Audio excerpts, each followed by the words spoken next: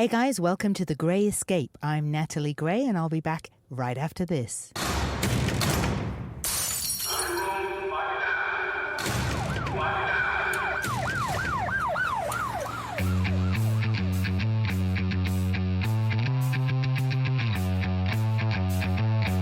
Hey guys, I'm back. And I am sat at the Upright Citizens Brigade Theatre in Hollywood on Sunset Boulevard. And if you haven't heard of the Upright Citizens Brigade, they started out as a sketch and improv troupe out of Chicago, founded by 4 immensely talented and dedicated performers. Those would be Ian Roberts, Matt Besser, Matt Walsh, and Amy Poehler. You've seen all of those guys on TV. They had their own show on Comedy Central called the Upright Citizens Brigade. They've been in movies, TV shows, but they also have done something else of enormous significance in the world of comedy. And that is, they decided to share the love, share what they do, and open training centers where other people can learn the art of sketch comedy writing and improvisation. Thousands of people study at the Upright Citizens Brigade in New York and LA, including myself. I'm a very dedicated student here. And they have become literally one of the hottest places on the planet to learn the skills of improvisation and sketch comedy writing. And this brings me to my very special guest today. You have seen him on Reno 911, Anchorman, Talladega Nights, Parks and Recreation, Arrested Development, and more. Ian Roberts, one of the founding members of the Upright Citizens Brigade, graciously agreed to an interview, and I have the very great privilege of sharing with you what became not only a brilliant dissection of the craft of comedy, but also a deeply insightful viewpoint on what it takes to be successful in Hollywood, in comedy, and in life. Taped right at the offices of Key & Peele, where Ian happens to also be the showrunner. Here's Ian Roberts.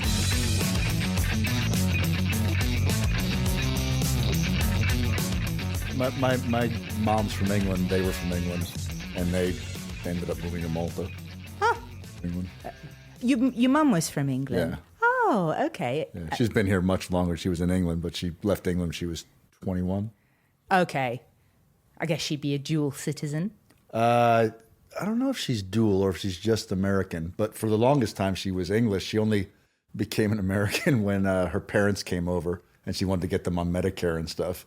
Okay. So she had to become a citizen. But because she didn't like something you had to say in it, you had to renounce your country or something. Yeah. And she's like, I don't want to do that. So she never became a citizen. That's funny because I just went through that process myself. Yeah. And I think the one that most gives you the heebie-jeebies is that you pledge that you're going to bear arms, which, given that I've never actually held a gun. Right.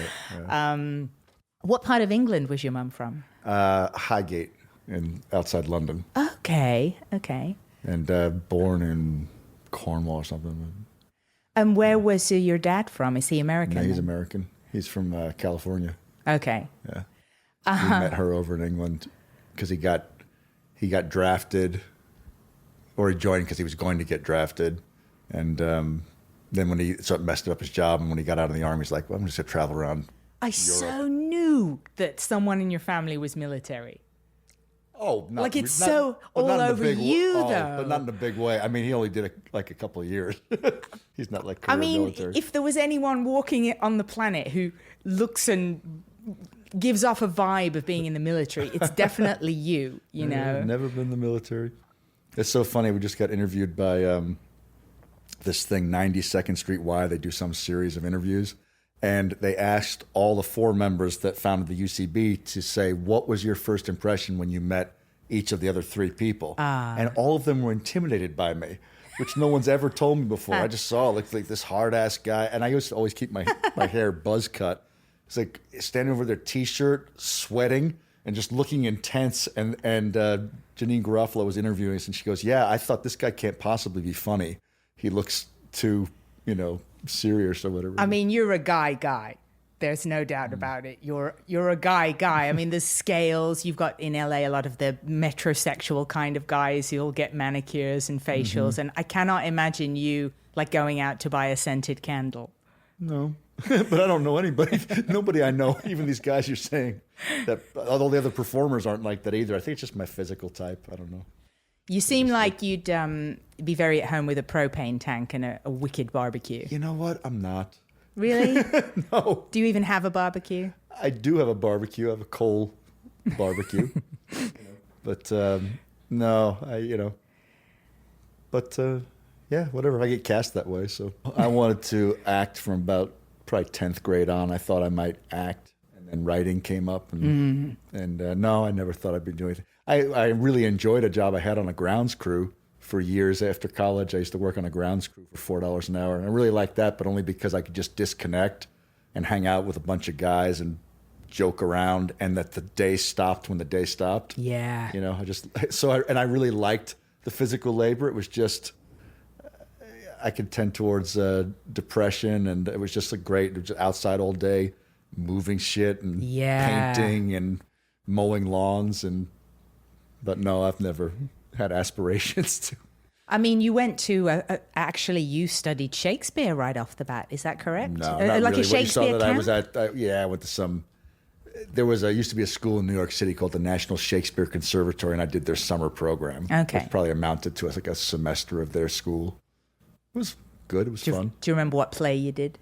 We didn't do any full plays, but I had to, of course, did scenes from Shakespeare. That was part of it. But it was just a general acting program. Right. So you found, I know, because on a lot of other interviews, you talk about how you became an improviser. So I don't want to go too deeply and rehash for you, but basically you went to Chicago, kind of had a little crack at Second City, but found that I.O. was your place. Would that be I did end up ultimately performing with Second City, but I.O. was the place that my whole life is downstream from. Because of the long form was what you were drawn to, being able to develop with improv into something. How many years now have you been improvising? I started in college when I was probably 20 or 19, so 27 or 28 years. Wow. No, wait, I'm older than that, 40. 29 or 30 years. And during that time, you know how acting styles change? Like it used to be very clipped in the old-fashioned days. I mean, have you seen changes and shifts in improv? Are there trends? Are there shifts like there are with acting styles? Not really, because I think they tend to coexist, the different styles. It's really comes to the speed at which you speak almost really is the difference. There's some guys that do this there's a lot of pauses. It tends to be quiet. It tends to never go absurd. It tends to be very, like in theater, you have social drama, the kitchen sink theater. To me, the performance is like that. And then there's people that play faster, are willing to go to absurd places, and that the edits are quicker, scenes go shorter. And I think those are the two big styles I see in long form improvisation, but they always exist together. And even the same people can do the different styles usually. They just choose to predominantly work one way. I notice when you guys work together, I've seen Matt Besser do it a lot, where he'll just cut the scene and move it forward manually. Was that something you guys kind of came up with? Because I don't think I've seen other people do that besides you. Yeah, it came out of when we worked with Del Close. He had a form he was working on in classes for a long time called the movie. And the real purpose of it was to do things on stage that you can't do because you're improvising. And the real easiest thing was explosions. But it was a lot of description. And along with the description was cut-tos, because movies get told in little bits. Right. And you move things along. And so it was used in that form for the purpose of going from scene to scene the way a movie would. And then that style of just tagging someone, giving someone a tag, taking over and continuing the scene with the other person in a different location, different time, that speed came out of working on the movie. And it became something that became part of, that was actually an improv team I was on with Besser called The Family. And we became known for doing really fast improv? Well, you asked about changes. I guess that's one change. I feel like improv before we started doing stuff was generally slower. The scenes didn't get edited as quickly, and our thing was always cut to the chase. If something has been brought up that the most interesting thing is being talked about, do it. Get in there, edit it out, do it. If we think this scene could be funny if this same comic game was played in a higher stakes situation, forget about that scene. Let's go to the one that's going to be funnier. It's really fun to watch. I mean, it really keeps you on your toes as an audience member watching those cut-tos and shuffles things along. Yeah, it's funny. I love that. I also love, I just saw, usually called a mono scene. It's a long form that's one scene. This was with two people, and it was brilliant. It was at the Del Close Marathon. It was Zack Woods and Neil Casey. And I loved that scene. And there was no speed in the general performance. It was this really languid conversation that sometimes got, emotional and I don't mean emotional as in weepy. I mean just got, it had variations in how intense they were about what they're talking about. It was just two people talking. You never cut away to anything else. No one edited them, and it was great. So I love both. Both can be great. What did you call it? A mono scene. Mono it's just scene. It's one scene. One scene. I love Zack Woods. Yeah. I mean, he's amazing to watch. Did he get discovered for Silicon Valley from UCB performing? I can't say they saw him there. He probably just auditioned, but he got his start with us in New York City. I think he started working with us at UCB when he was 16 years old. Oh my gosh. He's from the city. Wow. Yeah. Well, that would explain a lot because he's so good. Yeah. I mean, all of you've got this phenomenal frame of reference. I think as an improviser, I mean, it's so He key. has an exceptional, but mine's decent. But some people, that's what they're great at. They can really come up with. I don't think I'm fantastic at that. But you're really good at it. I mean, do you just read all the time? No. I mean, how do you watch the news? How are you soaking in all of this knowledge? I think you and anybody else that's reasonably intelligent has the same amount of knowledge that any of us are bringing to our improv. I think what seems exceptional is that we're used to improvising enough that we can call it up when we need to. But I don't think that that's something about improvisers, that they're more well-read or more versed in pop culture or anything like that. I think that they're able to bring it up and it fits the scene and it makes you think, boy, they must know everything because they had the perfect thing to bring in that worked with this scene. But that's just because you've trained your mind to think, if this is true, what else is true?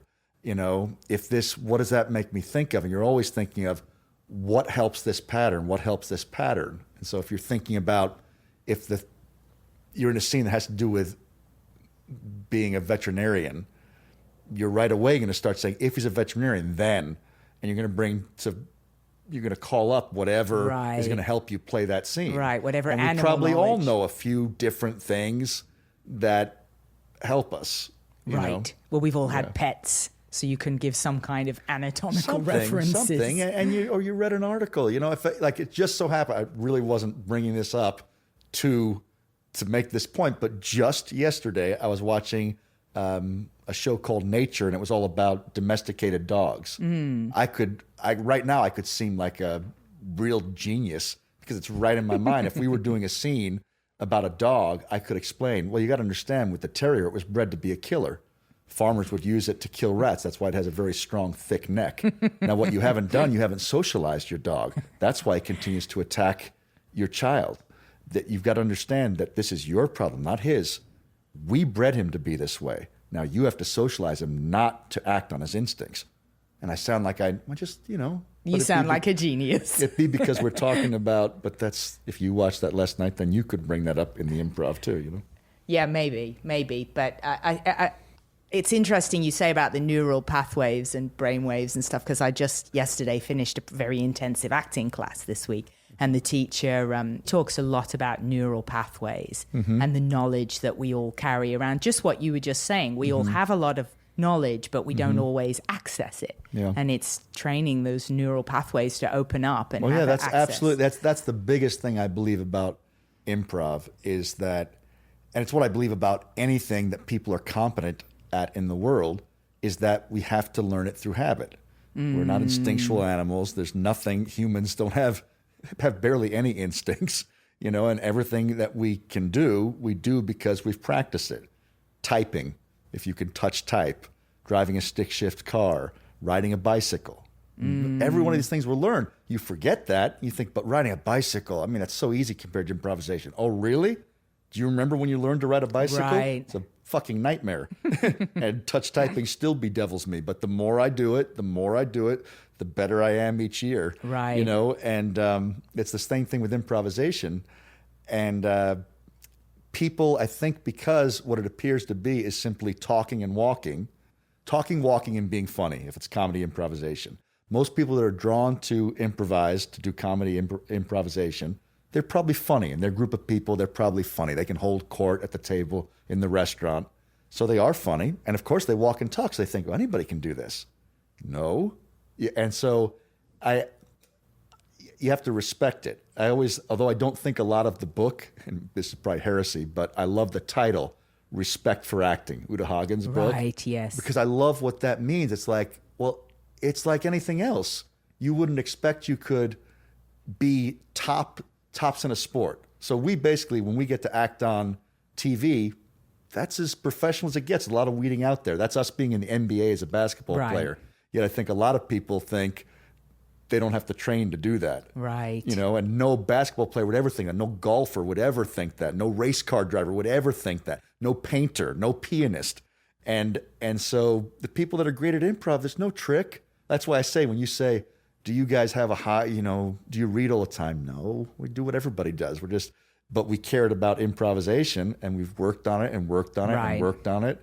And the guys that are really great are the guys that are currently still working on it and in an ensemble. You know, because they get that added benefit of they start to know each other's rhythms. Yes. I have that with Matt Besser, Matt Walsh, guys that I've known forever. Yes. You know, because we work together so much. Right. But, you know, so that's, I always just tell people my biggest advice is there's no magic to it. It's just practice it. And that's the other big thing about my theory about improv is that you have to have a way to do it. And there's a lot of artsy fartsy, like there's one school of thought about improv. Just get out of your own way. Just be free. Free yourself up. And it's like, well, show me the other endeavor that works that way. Just paint. Just be free without having learned composition, perspective, whatever else, you know, riding a bike. If you told a little kid, just get out of your head. Stop thinking so much. Right. People think that's everything to improv instead of understanding being out of your head or whatever they want to say is a product of being competent. Yes. And being competent is a product of having practiced. Absolutely. It's the same thing with acting. Absolutely. And I have it. I haven't put anywhere near as much work into acting as I have improv. I go into auditions, I'm nervous. Well, I'm nervous. One, I'm often not memorized well enough. It's just simple stuff. Everyone wants to worry so much about the art. How about just, did you ever study a technique that you can depend upon?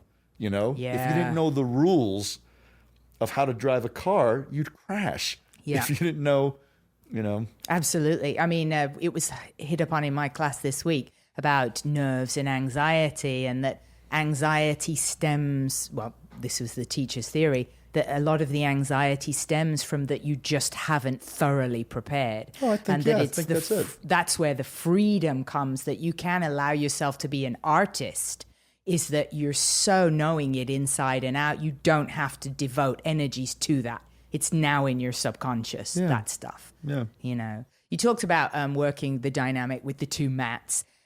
Did you guys sort of have any sort of set archetype characters that you could count on that the other guys were going to pop into, or was it really an open forum? No, I'd say it's really open. Okay. Although people might bring up something they do if it works. Like I know I've heard Besser, you know, many times do a German character because it works for the scene. Right. But it's kind of a guy I know. Amy, I know, has this great character I've seen many permutations of. When it was on the Upright Citizens Brigade television show, it was a brownie, like a Girl Scout. Oh, yeah. With a lisp. and you know, she might pay, if it's perfect for the scene, that might get brought out. But I'd say that in improv, my opinion would be, in most cases, play yourself until you don't have to. Del Close said, use a character should be a thin veil, meaning that it's basically you with some tweaks, Right. And especially, I think it's like that with acting, especially American acting. It's almost always a variation of yourself. Like in England, there's more repertory theater, so people really play roles that they're not perfect for, right? And they're really having to act. Yes. But I say really act. They're both acting, but one is that real outward transformation, different voice, acting at different age, and I think there's a lot more in American acting. It's just play a variation yourself. We'll cast the other guy if we want, Yeah. Even the fact like actors get jobs that have beards and long hair. It's like, like that's why they get the jobs. Yeah, that's right. They look the part, like, yeah, right? Right. But I guess that's in general.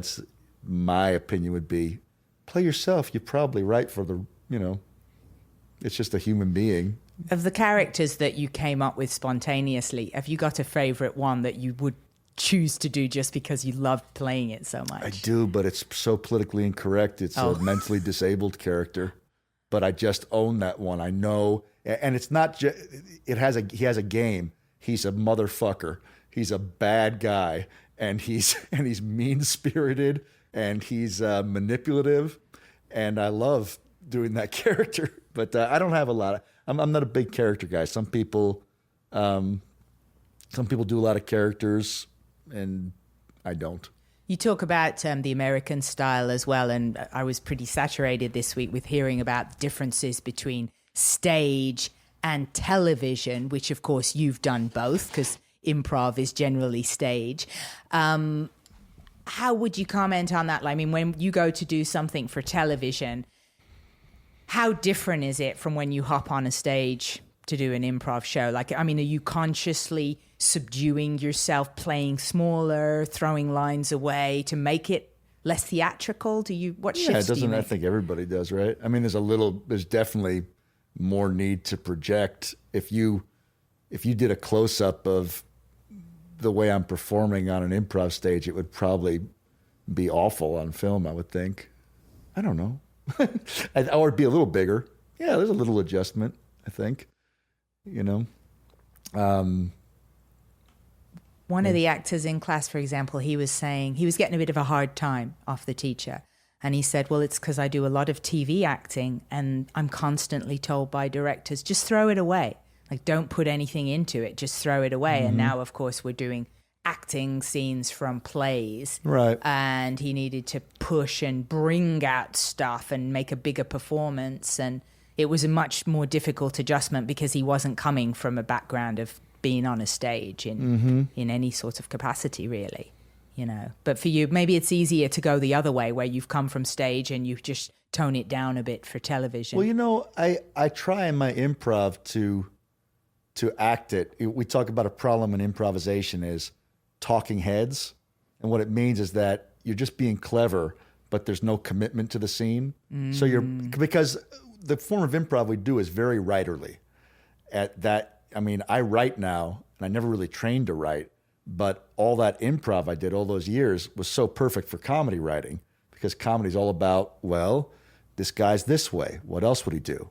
What else would this character do? What else would that? And it kind of writes itself. And it's almost exactly like writing it because in writing, generally what you want to do. I know that in improv too. I know generally what I want to do. And then I start throwing down lines. I do the same thing when I'm working on the page. I say, well, if the guy's like this, he would respond like this to that, And but I try to not just be writerly and be a talking head. I try to react to the person, be emotional, be affected by what they're doing. There's the Meisner improv, the repetition. Yes. There should be an element of that in everybody's acting, I think, and in everybody's improvisation. We talk about listening. We talk about, so you have to go off of what that person's saying. And I think the better improvisers try to play it real. That's our general theory about comedy is that everything that is not the comic thing should be straight.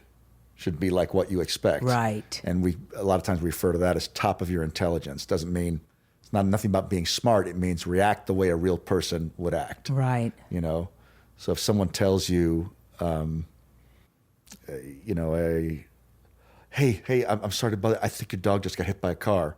You don't go, yeah, that dog, he's always, or you get emotional. You go, what? Yeah. You know, respond, you know, oh my God, you know. Right. It's simple, but some people don't. And in a class, you'd correct that and say, come on, man. Like the really obvious one is someone pulls a gun, and you'll have people just keep on going with the, you know, I'm so tired of you always being so insistent that things go your way. And that would be in response to someone pulling a gun on them. I'm like, what are you doing? Right. I said, I can't even tell you. And I tell them, because I had an experience once where a kid I hung out with, his dad was a cop, and he pulled out his dad's gun, was joking around, pointing at me. It was like every safety film you ever saw. It's like, yeah, everyone always thinks, he's like, there's no bullets in it. Right. And I was terrified. Yeah. And so, you know, you got to try to get in touch with the reality of whatever's happening. Right. You know, and it'll be funnier for it, because the higher stakes, if there's ridiculous behavior,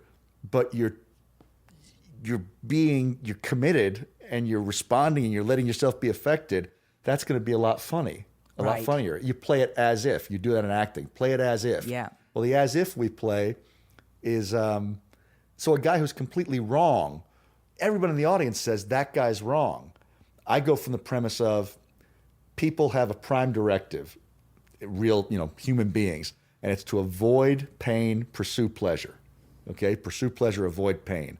And so if a guy's being an idiot, he thought at that moment this made sense. If he's given a gift to his wife that she finds completely insulting and she confronts him about it, if you believe all the circumstances, he went to the trouble to get her a gift. And he said before he gave it to her, honey, I love you. This has been, the past 10 years have been the best time of my life. And she opens it up, and I don't know what's in there that she finds offensive. It's a rat. It's a rat in the box. You got me a rat? Yeah. Why would you get me a rat? How about thank you? I don't know that I feel thankful. What does this mean? What do you mean, what does it mean? It's something for us to care for together, I thought, you know, something we, you know, because, so you find, so two things I did there. One was that I'd be bothered because play it as if. What I've done is I've given her a diamond ring. And she goes, why would you get me a diamond ring? What do you mean, why would I get you a diamond ring? Right. So if I give her a rat, and she goes, why'd you give me a rat? Assume, now that's an absurd thing. It's funny, it's silly, but I'm a human being. Human beings pursue pleasure, avoid pain. I was trying to connect with my wife, give her a nice gift. So when she says that, it's kind of hurtful. What do you mean, why did I get it for you? I mean, it's an insulting gift. How is that insulting? I just told you I loved you. I gave you a rat and I'm getting this. The real scene would be, I just told you I love you. I gave you a diamond ring and I'm getting this. You know, either way, I play it the same way. That's right. It matters. And that's going to be hilarious that this guy is so out of touch. And then the writer part of it is saying, if then. If he gave her a rat then, he thought it was the way people get a dog as like a practice before they have a kid. He justified it. Yeah. Or I wanted to give you, I feel like our love is something that's alive and growing. So I wanted to give you something that's alive and growing. Oh, maybe I didn't mention. That's probably why you don't like it. That's a baby rat. It's going to get bigger. No, that was not my problem with the rat. Then I don't get it because I gave you a very thoughtful present, you know? Right. Yeah. I want a rat now. Yeah. To cement the friendship. That's very funny and an excellent example. Thank you for acting that out. Quick question. How did you come up with the very British sounding name, Upright Citizens Brigade? The sketch group had a concept behind it that the group was this kind of nefarious Uber corporation that was trying to take over the world. I guess our comedy we always felt was a little subversive and weird. We do a lot of stuff pulling people out of the theater, doing pranks, stuff like this. And so it was just like a kind of doublespeak name. We had a slogan, "Don't think." Yes. So it was kind of a Big Brother feel. It was supposed to be. It's just something that was a frame for our sketch. At the end of the day, everybody just has. The reason why a show is really going to be good is the individual sketches are funny. But when you sell a show, and this really wasn't done to sell, but it relates to it. When you sell a show, the only thing that can differentiate you from anybody else is the frame of a sketch show, I'm saying, you know? So, and and it's funny because with Key and Peele, we had that, and a big part with these stage segments, and they ended up changing and becoming different because at the end of the day, it was about the sketch. But what's going to sell the show is, well, what's the hook? What's the hook about this sketch show? So for ours, the hook was there was an underground organization called the Upright Citizens Brigade that was causing chaos in the world. And so since all sketches, they're comedy sketches, there's something's gone awry. That's why it's funny. It's not everyday life. It's the day, this is wrong. Right. And so it was a pretty easy frame to say, oh, we can frame every sketch as these guys somehow are introducing this chaos to the world. Well, it's also very anarchistic with the don't think, because it's got the double meaning of the improv, but also the idea that society of being a sheep don't think. Yeah, well, it's funny. It's more that actually. People think because improv is so much of what we do, we teach improv, that the don't think relates to improv. It doesn't really. We actually teach a style of improv that's highly thinking improv, until it's not. But at the beginning, I remember I used to feel challenged when I taught class. People would say, and it was a not too subtle criticism of how I was teaching. They say, I don't know, this exercise is just putting me more in my head. And that used to challenge me. I'd be like, geez, so is it no good? And then I realized, of course, it's more difficult for you to do it my good way than your bad way. However, when you come into a class, whatever you're doing is a culmination of everything you've practiced up until this time. So the teacher then says, try this. And you're like, oh God, I feel like I've got two left feet. I can't do this. It's actually getting in the way of my acting. And that's just so false. It's like anything new gets in the way of your doing it because you're having to think step A, step B, step C, step A, step B, step C. And later you do it enough that you're going ABC, ABC, ABC, ABC, ABC, ABC. It's second nature.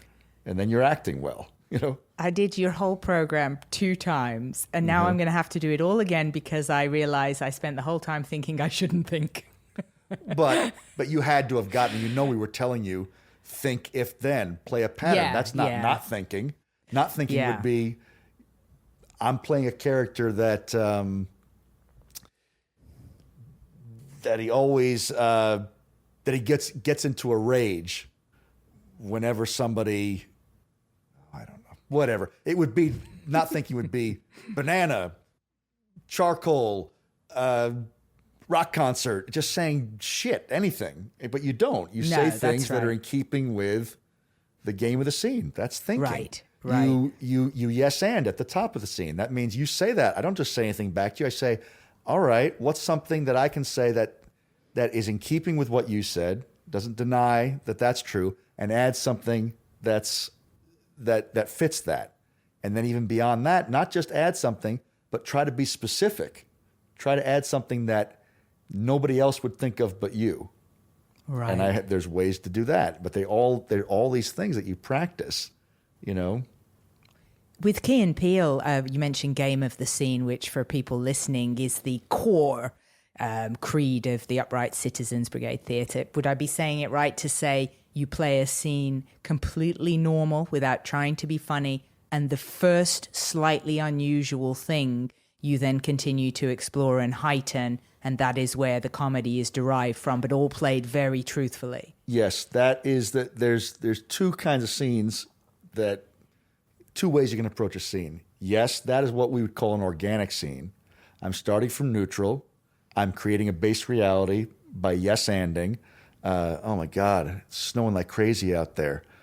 I know, I got to put a tarp on the roof. I was supposed to get it fixed this summer, didn't do it. Okay, yes, it's snowing.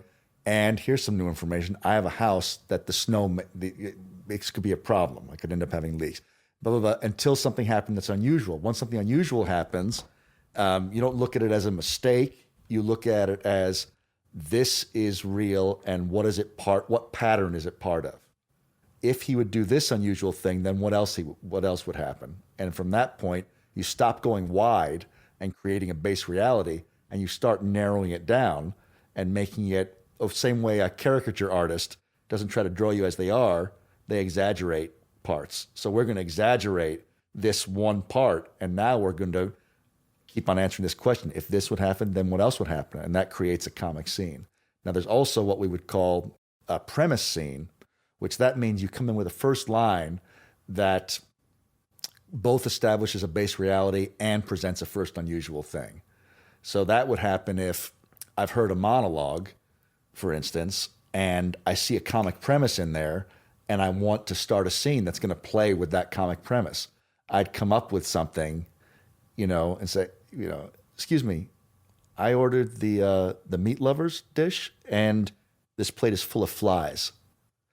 Yes, we tried to keep traditional. The Ludanese cuisine is a peasant cuisine, and this is this is a traditional dish. Okay, I didn't know that. I don't want the protein plate then. Okay, and so in my first line, you get, he's in a restaurant. He was, actually it took the second line to get that it was some kind of an ethnic restaurant. But, I'm setting up, yes, I'm at dinner, I got my meal, and something's wrong. Right. Organically, you might sit there and say, when's this food going to be here? We ordered a half hour ago. I don't know. Someone hears in the back line, decides I'll support, brings down a dish.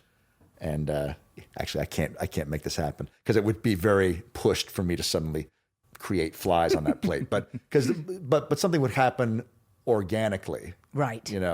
Like maybe I would say, I'm not thinking this is going to be the big unusual thing, but excuse me, there's a fly on my plate. And maybe this guy decides to then say, you know what? There's not just a fly on your plate. It's all flies. That's just one that got away from the mass of them over there. The dish is a fly, is a fly dish. Oh God, this pile of stuff. Oh, it is. That's all flies. Yes, you're welcome. I didn't thank you. I don't want this, You remind me of the, classic British comedian Radio where they do it just exactly what you're doing. Did you ever want to be a stand-up comic ever? I can't say I wanted to be, but I did it a couple times. Didn't appeal to me. And it was funny. It was in the heyday, the comedy heyday in the early 80s. Mm-hmm. And sorry, misspeak. Late 80s. And right away, first time I ever went up, I had a manager come up and say, I could start booking you openers, And I'm like, I said, oh, yeah, okay. No, I don't think so. What didn't appeal to you about that? Once I repeated it, it was no fun. Okay. And I guess I know it's like doing a play. You repeat a play and you continue to have fun. But I think it's because the feeling for the audience is that you're being brilliant and inspired and when I repeat it, I'm like, this just feels hollow. I know you think I'm being so clever here, but that I did come up with the jokes, but someone else could have written these and I could deliver I don't know how to explain it. It just wasn't for me because I really respect great stand-up, but did you get bored when you did plays yourself in your earlier days? Towards the end, I can't say I got bored, but I definitely made the choice to do improvisation and commit to working with the Upright Citizens Brigade, creating our own shows as opposed to acting. And what it was, I was doing Patrick Shanley's, I think is his name, John Patrick Shanley's Stavage in Limbo. And I was the bartender in it. And it was a very stylized production of it. And so I was acting sort of robotically. And I just I don't like this. I'm just a cog in the machine. I mean, it services the play, but I'm sitting up here, fuck this. This isn't fun. So it was funny why I did it was because I couldn't see how improv or the kind of sketch shows we did back then, because they were tenuously sketch shows. There was sketch, but there were high concept shows where we do a conference on the future of happiness. We introduce a new sport called Thunderball. They were these kind of conceptual things, and neither one of them seemed like they were ever going to amount to something that I could do professionally and make money at. So I'd always go act and say, because that's how you make money ultimately, is to be an actor. So I need to act. And so I'd go do these plays, and then my choice to commit to what my whole life has been downstream of and my successful theater and school was really a choice that I made that I thought I was giving up. But I said, this is my life happening right now. I just want to have fun. I don't care if it's not leading anywhere. This is just, I want to have fun. And so I just said, I'm only going to do the improv and the sketch. And I just enjoyed it more. That's always my advice to people, just because it worked for me. I think it would work for most people, though, because you think, people say I should do what I think I should do. And it doesn't have to relate to the arts. I think some people think, I'll be a lawyer because that's a job, and they always got lawyers. I know more lawyers that have never practiced law. I know a guy who writes films who practice law, and this guy Rich Fulcher, who got his law degree, never studied law. He's a performer. I know an agent, Mike August, who never was a lawyer, and Wow. So what my advice to people would be is just do what you're having fun doing. Yeah. Because you're gonna do it a lot, and when you do something a lot, you're gonna get good at it. When you get good at it, you're gonna want to do it more. Once you get good enough, people are gonna pay you. I mean, in the UK now, where there's been very high unemployment, they actually now are telling people when they get out of school to just do what you love. Mm-hmm. Like they're literally saying, you may as well, because you're probably not going to get a job anyway. So you may as well just at least be miserable doing what you love, and then maybe you won't be miserable. Well, I see that. I had a friend who did that. All she did was pursue the business of acting. She would go take these workshops you could take with casting directors. It was back in the day when you did this. She would send out mailers of her headshot, and she wouldn't be on stage doing a show. Right. I'm like, why? You like to act, right? Right. Just act. Who cares about all this stuff? If you're good enough, they'll come to you. Word will get. If you do something that's good, people are going to come and see it. Then you're going to get the manager. You're going to get the agent. You're going to start getting work. Right. And I had a guy call me up. Somebody put him in touch with me. And normally, I'm not on any kind of social media, and I don't. So people can't contact me, and I want to pick your brain. But if the personal connection, so someone set me up to talk to this guy, and I told him, I gave him the advice. I said, just get up as much as you can. Just always be on stage. Do every open mic you can find. And the guy, it just drove me crazy. He goes, yeah. Now, I get all that, but I'm looking to put the pedal to the metal right now. Yeah. Everyone in LA is looking to put the pedal to the metal. I guess what I'm telling you is that's how you do that. Yes. You can't jump over. Like, that's how you get a manager. That's how you get an agent. And then did all that. And at the end of the conversation, made it clear he still wasn't listening to me. So let me ask you, I know that you work with Comedy Central. Are they looking to buy good shows?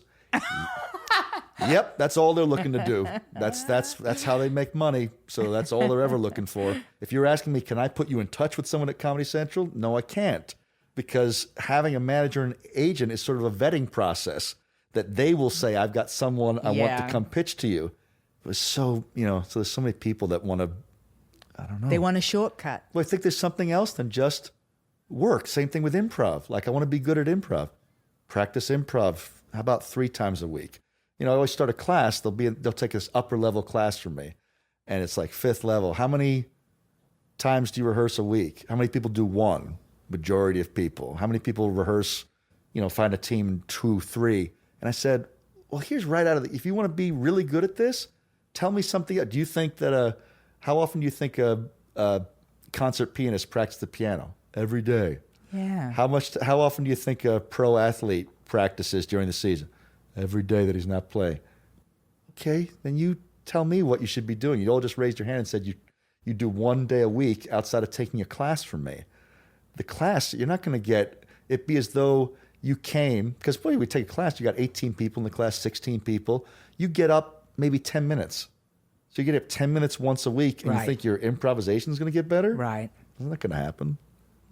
I noticed in my, now I'm in your sketch program, which I absolutely love. And both classes, well, level 1, I was the only girl to be remaining in level 1. The others dropped out. And level 2, I show up on the first day and I'm the only girl in the class, and it's me and 10 guys.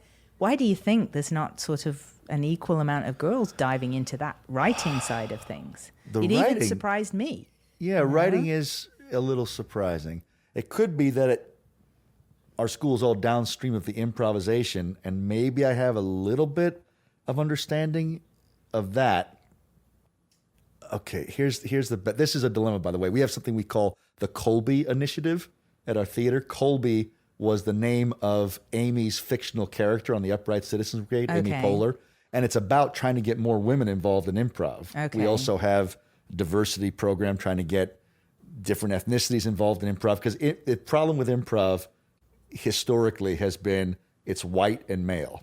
And so here's the possibility that guys get more positive feedback for being loud and crazy, and women get more positive feedback, I'm talking in their youth, for being demure, pretty, neat, and I think guys have less of that that feeling of a need for decorum, and so I think guys get on stage. Okay, they're also bigger and stronger. What does that have to do with anything? I think there's just this thing of guys get in and they're improvising and they're just being guys. They're being physical and they're being loud and they're being gross, maybe. I know I'm kind of, it's not very clear, but there is something, you try to figure it out, and there's something I think about guys more likely to swear, more likely to talk about sex and poop and everything else. And so when you start having things and the women that do well, for lack of a better term, and I do think it's lack of a better term, because hopefully this will change and it won't be the way you have to express this, but they play like a man. They play aggressively, and they play, I deserve to be heard and seen, and I'm going to edit your scene. Right. You shut up. Right. I'm going to go. And I think there's a cultural thing. And then where it becomes a problem, so that may be the cultural thing, but then what do you do? So I think women drop out and they say, I feel like I'm getting steamrolled in here. I feel like I can't get in. Let me ask you, because you're a woman who's done it. What do you think? What do you notice?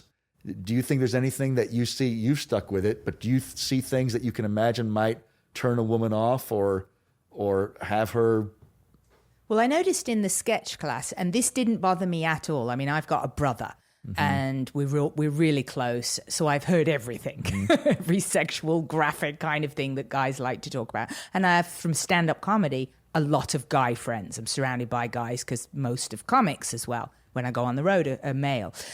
When I was in the UCB sketch program, or I still am in it, level 1, there was an enormous amount of sexual content in the sketches, and really what you'd consider like gross and crude, like tons of jerking off and guys using a lot of sexual terminology, the pussification of things. And it didn't bother me at all, but I thought, it's funny, since you asked me, it's the first time in my whole entire life that I actually had a slightly weird feeling in the room of suddenly, holy shit, it's me and 11 guys with the teacher, and this is really high testosterone. Yeah. This is literally let's see how gross we can be. The sketches about shitting and jerking off and, all this, and just really bawdy. And it didn't bother me, but something in just suddenly realizing, oh my gosh, there's no other female energy in this room right now. I did get a little bit weirded out, only just for a few moments, and I had to take it in and make a decision consciously in myself. Ride this out. Don't let this put you off. Ride this out. Well, it's funny. So one thing is that, like when you tell me that, I hope that if it was really that, heavy on that stuff, forget about what it does to a woman. I hope that they were getting, hey guys, let's, in a way that's easy, or there's a lot of other places to go. That's just hearing that you say it was so poop, jerk off sex, because, you want to, there's a lot of ways to be funny, don't involve that. But what's the thing? Oh, the other thing you said is that, you are right. At the end of the day, now there's difference. If say in an improv class, some guy grabbed your breast, the teacher better go, whoa, and say, what the hell are you doing? If it ever goes there. But you're right. Your only thing to do about that, because those guys are within their right to write anything like that they want. Absolutely. No, but there's a deal. I don't know if you know about that. I think it was on Friends. There was a lawsuit. This woman said she felt intimidated, and they really had to think about it and say, you cannot, I can't, while we're out in the kitchen, outside the writer's rooms, go up to you and say, I don't know, whatever, talk to you about jerking off. But in the room, I got to be able to go anywhere I want. And that's that's kind of how they came down on it. They're like, no, that made you got to deal with it. They can't direct it at you, but they can talk about anything in that room because you need to be able to go wherever you want. Absolutely. No, but that's it. I hear you. That is, but I think it's the same thing. It's hard to be, but again, you're talking about where we are. What's the product that got it to where you're the only one in the room? Because I bet you would be a lot less. The intimidation, I think, or the oddness was, there's one. I'm the only woman, and all these guys are talking about all this stuff. What is it about that gets it to the point that there's only one woman? So when those start off in the first level usually has a 50-50 split in level 1.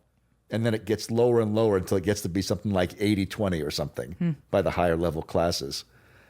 And what is that, What, I don't... Well, there was 4 girls and 10 guys at the beginning, and the other 3 girls slowly dropped out and were gone by the end of it. For whatever reasons, I can't comment why they dropped out.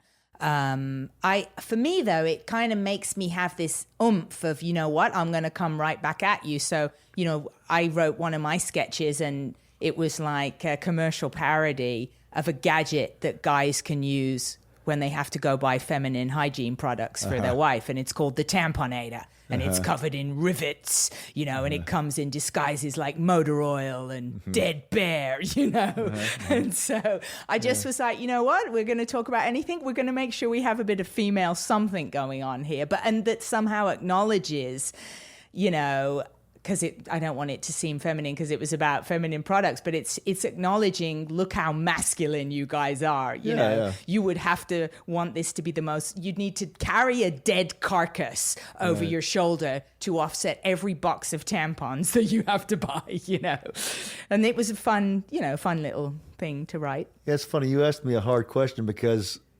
it's something that we try to figure out.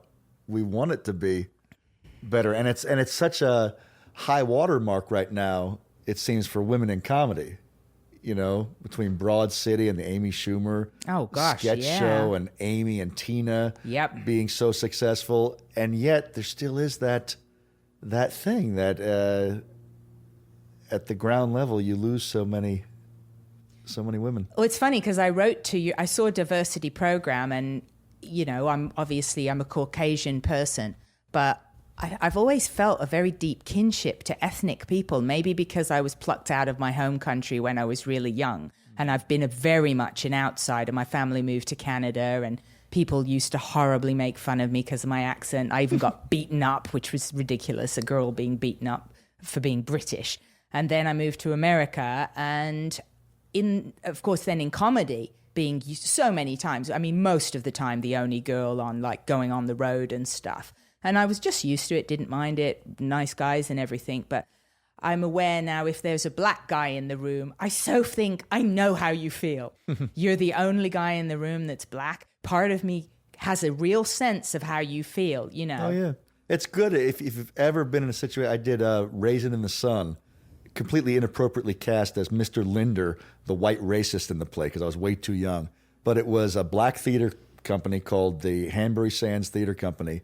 And I remember them taking me out to the cast party, and I was the only black person in a club, only white person in a club full of black people. And they brought me up on stage to be introduced. They brought everybody up. Here's the cast of the play. And yes, it's weird to be different than everybody else who's there, one way or another. Yeah. So if you're kind of lucky if you've ever experienced that. I also experienced that when I used to substitute teach in Chicago. I'd go to a neighborhood where it would be an all-black neighborhood that people would actually walk away walking backwards watching me because they couldn't understand what the hell is this guy doing in this neighborhood. And and you realize other people deal with that all the time, that a woman say in your class, you're you're in that situation, you know? Yeah, it's interesting. It's interesting as well, seeing as how we're on this diversity thing, and this is why I'd written to the UCB diversity program, because the wording they have it right now is if you do not relate to being a straight white male, which obviously I'm not a straight white male. Right. So I wrote to the diversity program and I was like, who do you include? Like, can I be included in whatever it is you guys do? Because I feel I'm a minority just as a woman in the class, you know. And the guy wrote me back and he said, you know, told me you have Friday meetups and this sort of a thing. But I mean, I'm sure it's more designed for ethnic people, but the actual wording says if you don't relate to being a straight white male, then knock us up, you know. I mean, how does that seem to you that somehow your sexuality gets you either included or excluded from opportunity? I've never thought of it. I don't know. I guess it depends. I suppose all of these programs are to somehow try to bring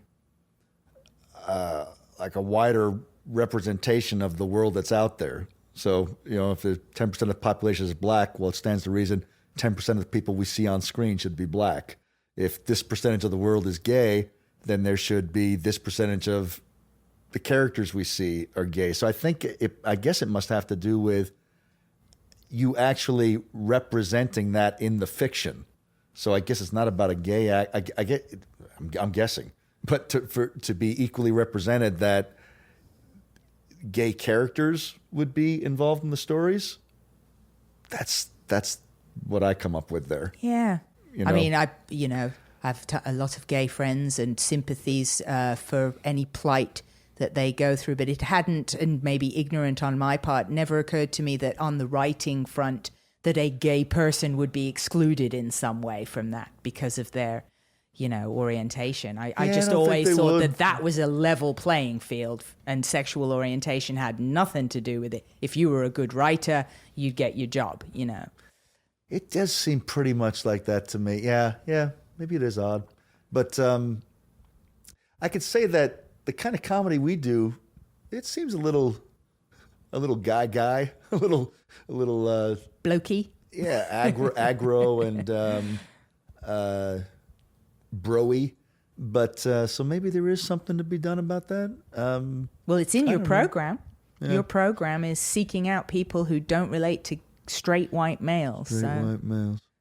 Yeah, I suppose it's just to have our theater, like yeah. I guess I can say that the existing, traditionally, comedy improvisation, white men. So I suppose it's trying to white straight men. I don't know if I answer your question. Yeah. What was the Colby program you mentioned? It's just trying to get women more involved. What we did was we interviewed women and just talked to them about, is there anything that bothers you? Is there any reason, anything you can think that might keep women out of it? And I think we might offer some scholarships, maybe. But it was just, it was something where the school tried to get to what's the reason for this lack of women as you go up in the program. Why is there this fallout? And we wanted to make sure there wasn't something we didn't know about that was turning women off or making them feel threatened or not accommodated or, you know. Well, I'm hoping to go on to 301. And somebody told me that they reviewed, there's a really nice bunch of guys in my current class, I have to say, love my current class. And they said that all of 301 right now, it's all guys. The technical term was dudes. All dudes, man, all dudes. Really, every 301 class is well, men. They just said that they had looked over the breakdown. I don't know if it was all of them. Yeah, they just said, we looked over the 301, who's doing it, and it's all dudes, man, it's all dudes. So I got to stay in there. No, it's funny, you know. Amy's interesting because she gets asked about it, and people want her to talk about that. There's some kind of nefarious, you know, problem, and she's of the opinion. You know what? If you're good, and I would feel that way. I think we're a completely meritorious organization. Yeah. You only way to get on stage if you're good. That's the way, that's our reputation. That's why people think the theater's good. That's what makes them want to come take the class, which is really where we make any money. There's no money made running the theater, and so Amy's thing is like, she's like, I don't see, there's nothing. Because she felt like never hurt me. Right. I was talented, and I wanted to get ahead, and I got ahead. I agree. I have to say I agree completely. And it's the same with stand-up, and I hear a lot of complaints about that, and I agree completely. Write funny, work hard, get on stage. There's no excuses. One thing I see women do themselves in stand-up is only do women-centric, like very specifically women-centric, and it's fine to be, but, observational humor like anybody else sometimes. And it can be self-deprecating. But then there's I think Amy Schumer is so much that way, and she's fantastic. But that's not the only thing that can be done. So sometimes I think women can limit themselves and what they think they can write about. It's like, write about anything. You, first of all, I want to ask how your time is, because I don't want to just... I'm good. Okay. You did touch upon depression, which I, have definitely experienced. And frankly, it's one of the reasons that I saturate my life in comedy. Mm-hmm. It's definitely a coping mechanism. I'm aware of those neural pathways, and comedy really helps me keep the highway healthy and not go down a black road, Yourself, to what extent has that been a part of your life? I mean, are we talking just like you've had a bit of depression? Depression? No. I've been on depression medication since my early 20s.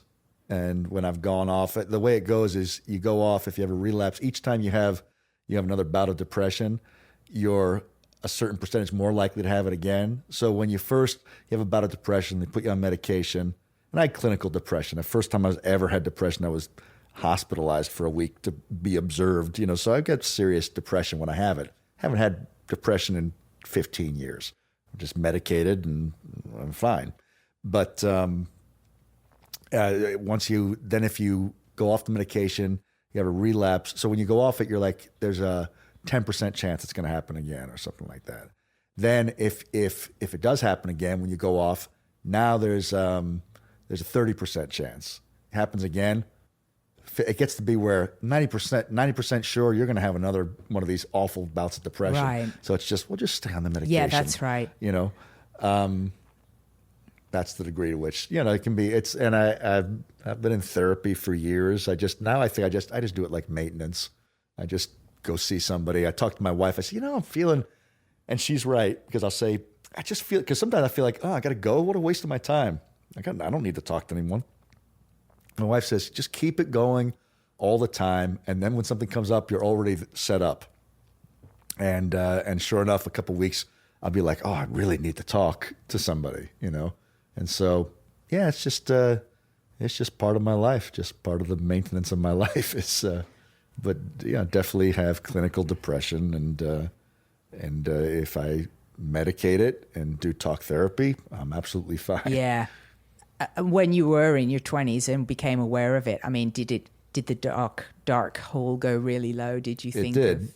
Well, the reason why it finally came to a head was I told this guy, I've been thinking maybe of killing myself. I was having these despondent conversations with everyone, and I was dating a woman at the time, and I talked to everyone. I just talked about, and in college, that can sort of get, because of the kind of stuff you're reading, there's so much that seems to support it. You're reading existential philosophy, and you're reading these novels where people are just suffering and destroyed, and the world is shit, And so I go around telling people, I say stuff like, I feel like it's a ripoff being born. Like, I don't have the courage to kill myself, but life is just so painful and just shit. And I told the woman I was dating that. She goes, I don't feel that way at all. And it was really, I went, oh, well, thank you for letting everyone else was just saying, yeah. And she goes, what? That's weird. What? No, I love life. I don't wish I hadn't been born. And I really kind of felt that way. I remember at one time in my life, it's just so weird. This is like the cowardly way to do it. Like, I never buckled my seatbelt. I'm like, I don't give a shit if a car crashes, and then maybe that just takes care of things. But so I told this guy that I said, yeah, I'm thinking like maybe I'm going to kill myself. And he says, how would you do it? I said, I don't know, a gun? Do you own a gun? No. Okay, here's what I think's going on. I don't think you're planning on killing yourself, but I hear that you're saying you can't go on feeling this way, that it's really become intolerable. And I said, yeah. He said, okay, we're going to put you on some medication. Then he said, and I want to put you in a hospital, for observation. And I freaked out. I go, no, what? I was terrified. I'm like, what? Am I crazy? And then the guy said, no, look. And he may have lied to me. It may have been because I mentioned suicide and like, we got to put this guy, they put me in a psychiatric ward at a hospital. But he said, maybe he was just smart or maybe this is true. No, it's just because the first time you're going on medication, I want to monitor how you respond to the medication. And I'm like, okay, as long as I'm not crazy, you just want to monitor how I'm doing with the medication, I'll be okay with it. But it was probably the best thing that ever happened in my life because I was drinking a lot then, and there were signs everywhere saying no alcohol consumption, because it doesn't work with the medicine. And it just gave me a break from everything. And it just stopped the cycle. And it let everybody know that there's something going on. And then everyone was like, oh, okay, take it easy. My teachers, my dad, and it just broke the cycle, and yeah. How great that you were able to, be so smart to get the right help. And I had a lot of help. I was drunkenly pulled a tree out of the ground and put it in my room and ran around campus. One day I apparently was quite a spectacle. And so they talked to me, and then I think my parents called someone because I was so depressed. That was just a mess. And then some guy talked to me and he said, why don't you go talk to this person? And then, yeah. But I didn't realize, you just think and it creeps up on you. I look at it now and I think feeling that way is crazy, the way I felt. And my depression, I don't have that sleepy, I can't get out of bed depression. I have anxious depression where I can't sleep, and I'll sleep 3 or 4 hours a night, and I just feel shaky, and I can't stop thinking of the same problems over and over and over again. I think Monkey it's brain. like I can think them away. Okay, what is it? It's this, and if this, and it just makes me feel worse. But I can't stop doing that, thinking I'm gonna. And I've had it a couple times. I had it when I was in Chicago with the Upright Citizens Brigade, and I remember doing one show where I was just on autopilot. I knew I said it'd be crazy not to do this show because it gets me doing something. But I was having such a hard time at that point. I was, it was a time when I'd gone off medication. I had another big bout of depression, and then I had another big one when I knew my wife a year before I married her, and in that year I had a terrible bout of depression. And God bless her, she stuck with me. I don't know how, because it was crazy. But I have found via stand-up, which I started in 98 and have made close friends, I found an enormously high proportion of people who not only have suffered with depression, but are currently still suffering with it. And even, I would get my close friends and you start to confide and have a heart-to-heart. And I was like, well, I wanted to kill myself in 2001. Ironically, from a medication, I took Accutane. I know somebody else had the same thing. Someone I worked with wanted to throw herself in front of a train. I wanted to drive my car off. I obsessed about killing myself for months. The exact same thing this woman had. I would look at any object and try and think how I could kill myself with it. Like literally, and they warn you. That's a thing with that medicine. But they didn't warn me. They didn't warn you. No, Oh, wow. So I didn't know, and I was and there were other things as well. So I don't want, it was that, but then compounded with a breakup and stuff. But I would look at a paper towel holder and just think, right, I could either suffocate myself by gorging the paper towel. I could ram that pole into my eyes. I mean, I couldn't stop. It was obsessive. And I went, of course I got help. And the doctor at first said, I don't want to put you on medication. Let's talk it through. But then when I got really obsessive, this was before we knew that it was the Accutane doing this to me, because I was on it for 5 months. So, I mean, I was just going into a terrible, really dangerous state. And I said to him, I've written, I'd written my suicide note. I knew how I was going to do it. And I felt this invisible hands choking round my throat. Couldn't get off the couch. Felt like my bones were chalk. there was no strength even in my bones. And I was Googling, how do you know if you really want to kill yourself? Or if you're just imagining you want to kill yourself? Like I was trying to see, am I in danger? Because I can't stop thinking about it. And when I read that one of the key little things before it gets to the dangerous part is when there's some sort of physicalization can occur. And I could feel this physical hands around my throat. And that, it was so scary. And very quickly to tell you what actually had saved my life was I was painting. And I wrote my suicide note, and I had all these paints left from a painting project, and I started painting. And ended up painting for 30 days, and that really saved my life. But I did the talk therapy, and he, from not wanting to put me on medication, he then said, as soon as I really think you could harm yourself is when I'm going to put you on the medication. So I did go on medication, and I was on it for a year, and that definitely helped the neural pathways, and then I would come off it and, like you said, have a bit of a relapse. And slowly, I mean, I weaned it off with an X-Acto knife, literally, because there was a change with me. I did feel different, and I didn't like, there was something I didn't like about being on the medication. And yeah, some people feel that way. For me, it was that I felt a lack of consequence in my life. So like I drove by a pole one day in a parking structure, and as I was driving by it, I thought, I think I'm going to hit this. Crunch. Oh yeah, totally hit the pole. And I just didn't care. And I read that tons of car accidents, the spike had gone up with anti-depressants. So I weaned myself, but it was very slow, like over 1 year. And I would take the X-Acto knife, and like it'd be like a drug addict chiseling off bits of medication. But do you think that there's a correlation because comedy is such a healthy thing, laughter is amazing? I think because comedy is a coping mechanism. I'm so aware that in college, for me, comedy was like a force field. It was like there was like outside myself, because everybody would laugh and I could hold court at a table, but it was like I wasn't even there, And so, and I think a lot of people, you can kind of bullies, you can kind of get them to, you can divert it by being funny, like, that guy's funny, or by being self-deprecating, getting there before they get there. Well, it's no fun teasing you if you already be giving yourself a hard time. So I think there's comedy is used as a coping mechanism.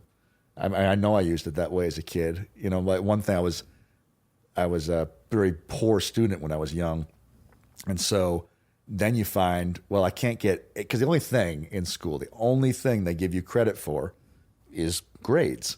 So if you don't get good grades, then you got nothing. But I could joke around, and then I got the approval of my peers, of course, and the hatred of my teachers, and you become even worse.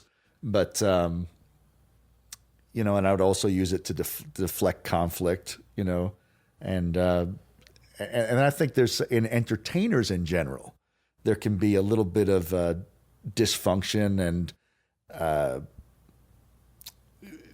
because it's one of the only professions where people will stand up after you've done your work and clap for you, or people will go out of the way to go in the paper and tell the whole world your performance was magnificent.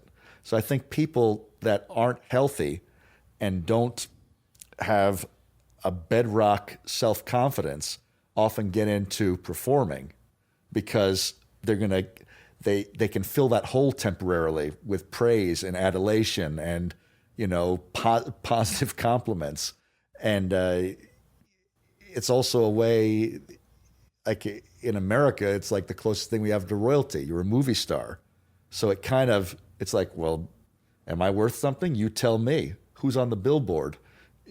Right. And so I think that in the performing arts in general, there can be a lot of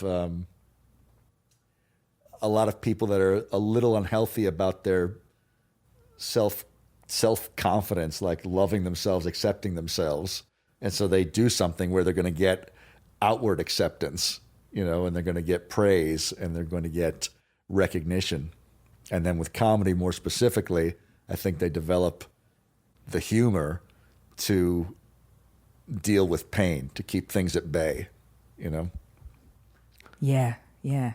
Well, the last thing, because I really could have a whole epic series on you. You're so fascinating and accomplished. But the last thing is just to talk a bit about Hollywood, because you've basically, I would say, made it. You're earning your money. You've got a phenomenally successful theatre company. You're making an impact in people's lives through your school and through the Key and Peele and your own performances. To what degree, if you look at entertainment as a pie that's divided up with talent, working on your craft, networking, and being easy to work with, how would you divide up the pie of what you think it takes to be successful? And you can add or remove ingredients. Run through the ingredients. Talent. And I'm not going to do percentages, but I'll tell you what I think is bigger. So let's say if it's your raw talent, then honing your craft, networking and schmoozing. Networking and schmoozing, real low. Go ahead. And being easy to work with. That's the last real one. High. Talent, not much. And hard work, really big. No, I mean, talent is the result of hard work. There's a few people that are, like animals, that like a foal that's born and can run the second it's out of its mother. But I mean, most people have to learn. I always say that my only talent when I was college age was knowing I was no good. And what I mean by that is that made me work at trying to be better. And I would see people I was lucky, I think, in both high school and college. In high school, basically no theater program. I did do 2 plays, but no one ever tried to tell me how to act. Thank God, because most people that teach kids don't know how to tell them how to act. And in college, they were pretty hands-off, but I found my training and I knew I needed to get better. And I think the only people I felt sorry for were these people who had these high school programs, and they thought they were good. And they're doing it they're loving what they're doing. Well, you're never going to grow. You're completely happy with that horseshit fake acting you're doing, And so it's hard work. There is something about talent. There's definitely something. Or maybe here's how it goes.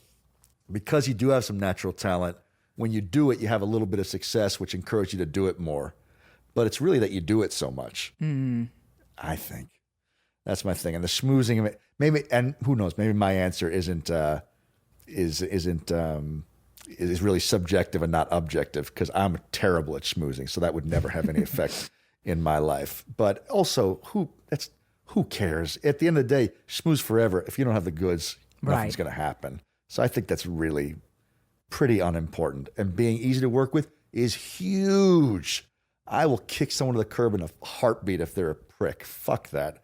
Life's too short, nice people. And there's nothing else you should be. And if you're the top of the food chain, fuck you. You're a worthless human being if you're not nice to everybody. That's all there. What else are you going to do? You're so lucky. And you got 2 choices, and they're both just as easy to do. You can be a prick or you can be nice. And everything's going to go downstream of the way you behave. Right. So I think hard work and being nice. I couldn't agree with you more. Exactly. Could not agree with you more.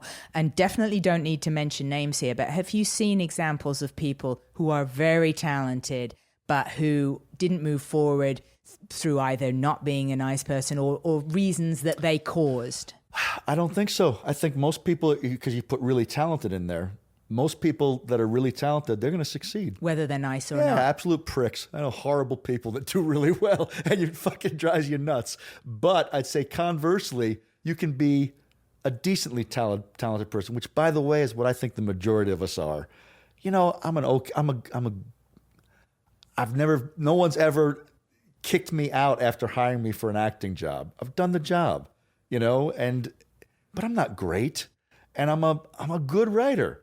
Stuff I do has been on TV. I've had a movie made. I've been a head writer of a great show.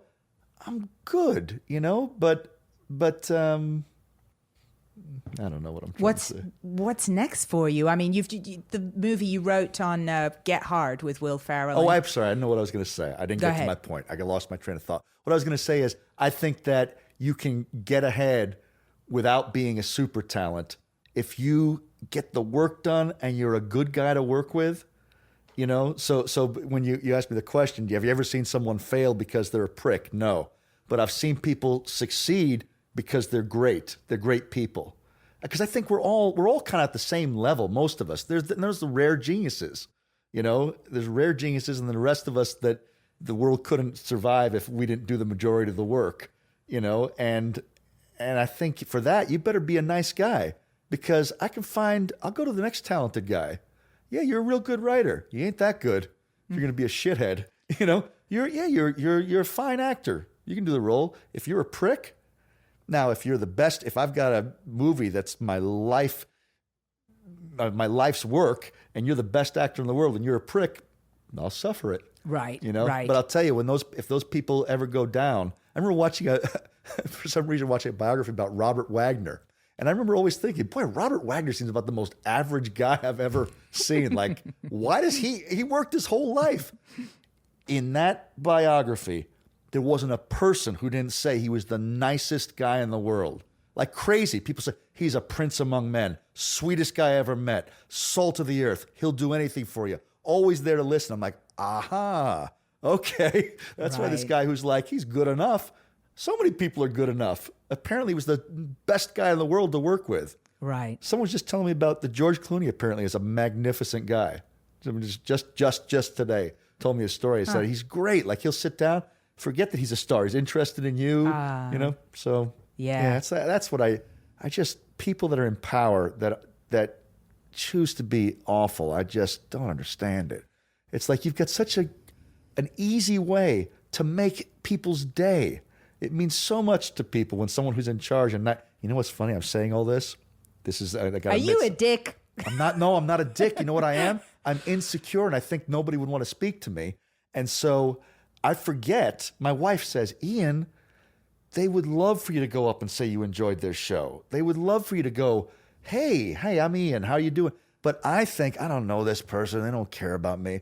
And the combination of, you said whatever I look like, however I look. A fireman. So between looking like you'd think, oh, this guy's large and in charge and he's confident, that and that I own and run this place that everyone cares about, when I'm sitting back and being a wallflower, I think people think, this guy, he's aloof and doesn't want to have anything to do with anyone. Anyone ever comes up to me, it's like, I'm more happy to talk to you, you know, but I'm just not that confident. So therefore, all I just said, I could work harder.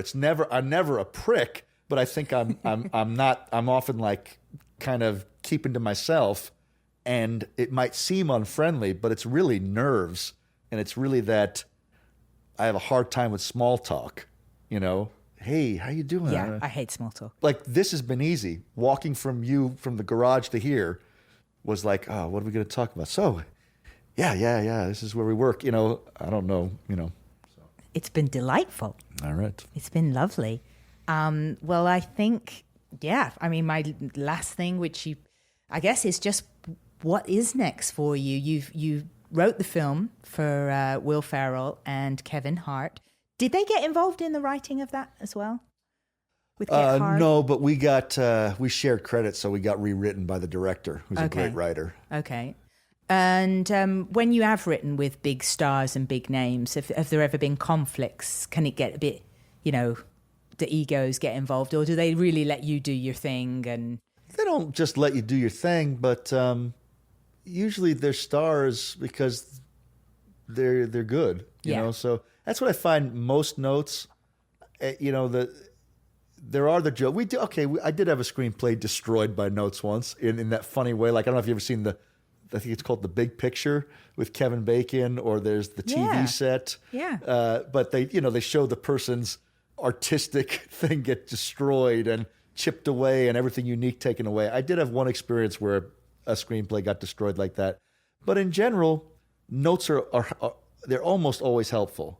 And the advice I got from Adam McKay was, and he probably got it from someone else, I think it's like a wisdom of writing, is don't look at what they ask you to do. Look at where they asked you to do something. You know, we've all seen so many movies. We've all, you know, and if you're in the industry, you've read so many scripts that you know when something doesn't feel right. Now you're not the creative person so you may not know how to fix that, but I don't like that. And you listen to that.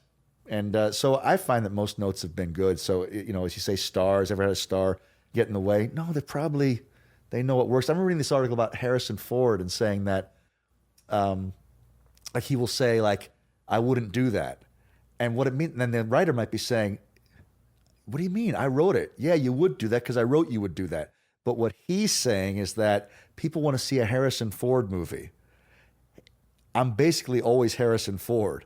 Harrison Ford doesn't do X, and you got to listen to them. Right. That's what they know. Look, right. I know what makes a Harrison Ford movie work. Right. Like I remember hearing about De Niro working on True Confessions, I think it was called, Robert Duvall. He said his one note on the script, give me a scene, give me like a 5-minute scene where I don't say anything. And the guy said, huh. They said, okay. And he realized De Niro's really smart. De Niro's a great actor who can just act with his face. And he wanted to have something where he walks in and you kind of got the idea of, a priest's life is lonely. Here's his house. And when he comes in and he wrote this whole scene, he goes, God damn it. He knew. He goes, just give me this. Give me one scene where I don't talk. I guess. And the guy, and he's like, and so I've read a couple different things that talk about how actors, they really know how to work to their, Yeah, when you write, do you have to consciously avoid writing yourself into the movie apart for yourself? Well, I'll tell you a funny thing. When I first started working with my writing partner, because I'd always been written stuff for myself. I wrote sketches for myself. And the first movie I wrote for myself, which actually we made it. And then I was writing with my guy's been my writing partner for 11 years now, Jay Martell. And finally he stopped me. He goes, what's this thing you do? You always say my guy. And I would say, so then my guy would walk in. Hey, my guy should say, my guy was the lead. Because it's like, of course, that's all I ever done is write for myself. So I'm writing all this funny stuff. I would love to say it because I wanted to be an actor. And I had to get in the habit of I wouldn't even know when I was doing it. He had to show that to me. He goes, you always say my guy when you talk about the lead character. Oh, yeah, sorry. It's just a habit. It's like, it's the way I've always written. But you have to write, no, so I don't have trouble writing myself into the movie, but you totally write for if you know that you're writing for an actor. Like we just wrote something that speculatively they'd love Danny McBride to be in. Oh, I love Danny McBride. Yeah, so I wrote the whole thing doing Danny McBride, because when we write, I do everything out loud. I basically improvise dialogue, then I write it, And so I do Danny McBride. We wrote something that De Niro attached himself to, actually, and it didn't sell. Can you believe that? Because coming from my age, De Niro could have got any movie he said he wanted to do, they would have done yesterday. Wow. But he's too old, and because we had him being the funny character in the movie. But in that whole one, I wrote doing my De Niro impersonation, Good grief. Yeah. I can't believe that anything, as you say, with Robert De Niro wouldn't get massively. Yeah, it was him. He would have been, and he had done roles like this where it was funny. It was something where the way he'd be funny is he was angry. It was kind of like the kind of thing he did in Analyze This or in Meet the Fockers. And they just couldn't buy it because the other character was reactive.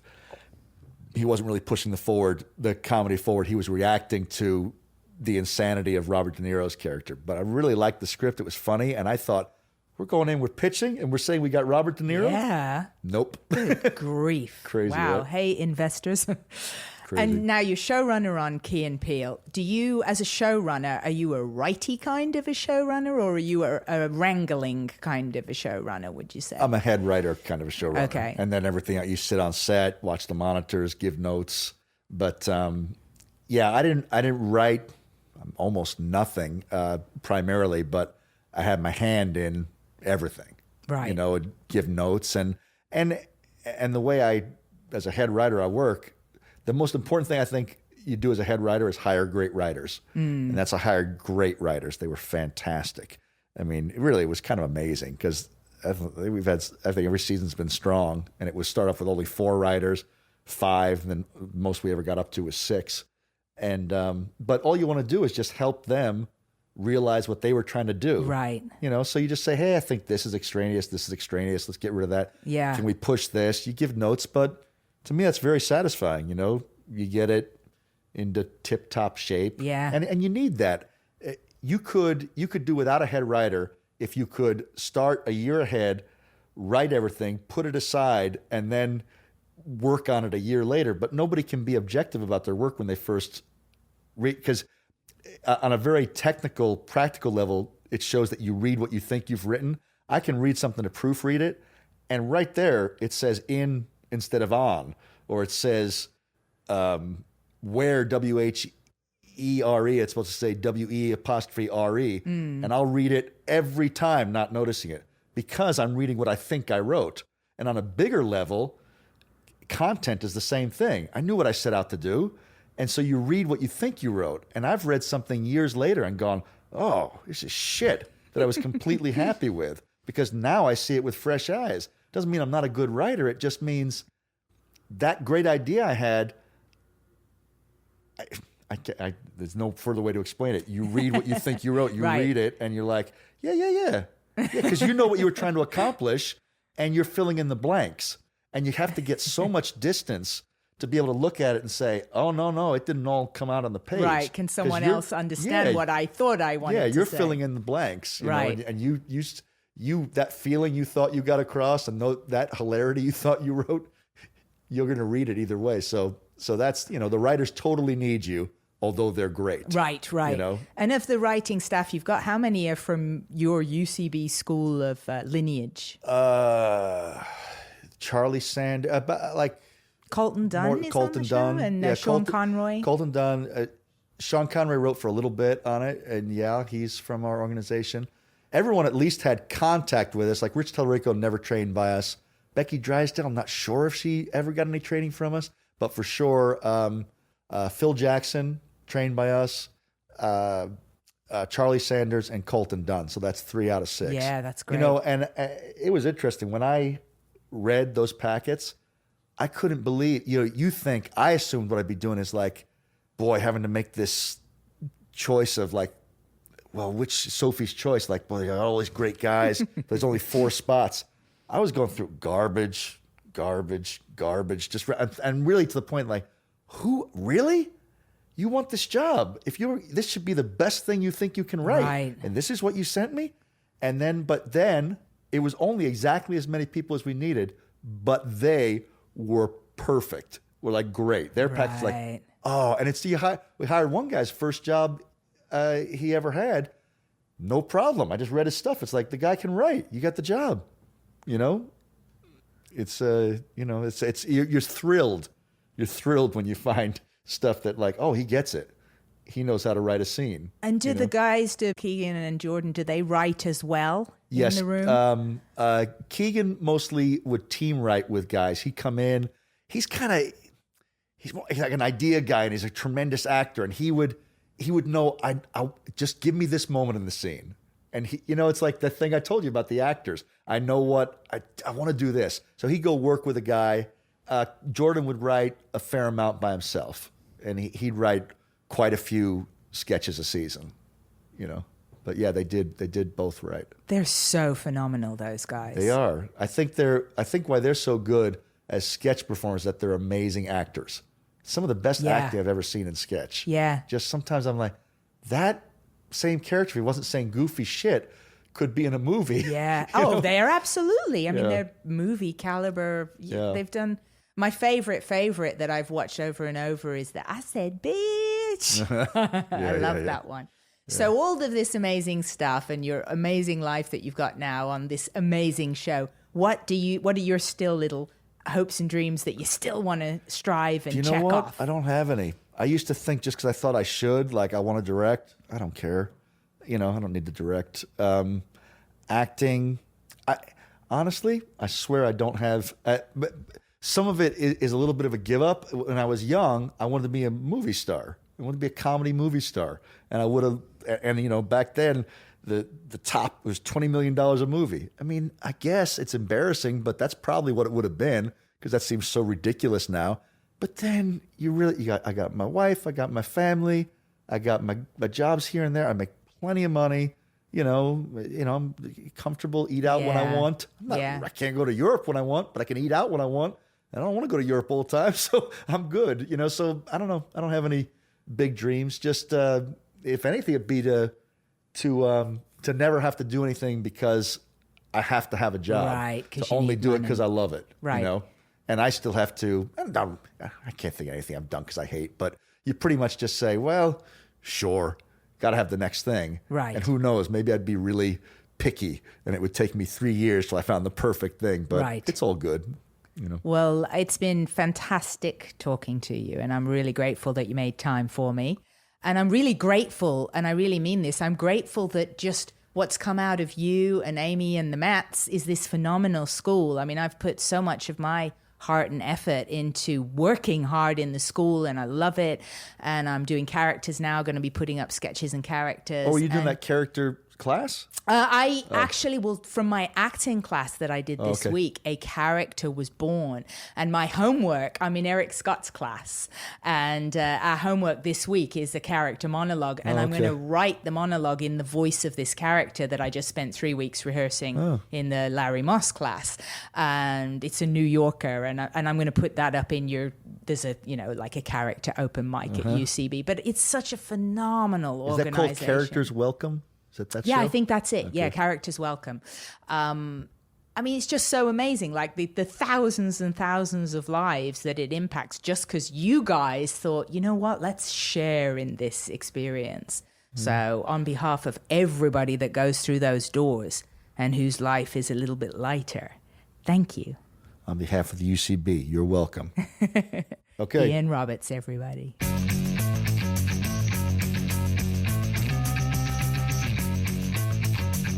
Wow.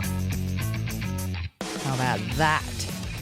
That was Ian Roberts. What a tremendously nice guy. Such a nice guy. I'm going to buy him a rat and a scented candle. There you go. He's got that coming to him. That was a masterclass in what it takes to be successful in comedy writing. Just amazing. And he shared. He didn't have to do that, but he shared. Awesome, awesome guy. You guys can visit thegreyescape.com for show notes and pictures. I am so grateful that you joined me and listened. If you know people interested in comedy or comedy writing or Hollywood, please share this with them. I think they're going to be grateful that you did. What am I going to do? I'm going to buy a rat. Take it easy, guys. Catch you next time.